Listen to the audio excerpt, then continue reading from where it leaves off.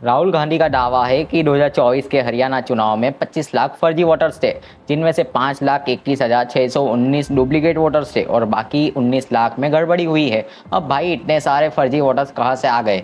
वो कहते हैं बीजेपी ने इन्हीं से जीत हासिल की है। अब सवाल ये है कि अगर ईवीएम हैक हो रहा है तो फिर वोट चोरी करने की क्या ज़रूरत है?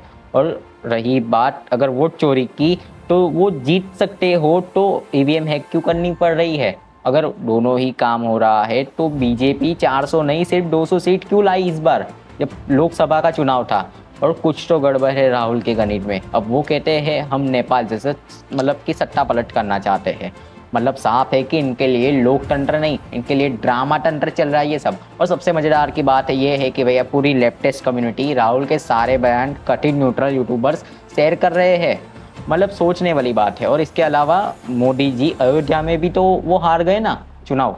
आपने देखा होगा जिस अयोध्या को उन्होंने निर्माण करवाया, 500 साल के बाद अयोध्या में मंदिर का निर्माण करवाया, वहीं पे उनकी सीटें कम आई।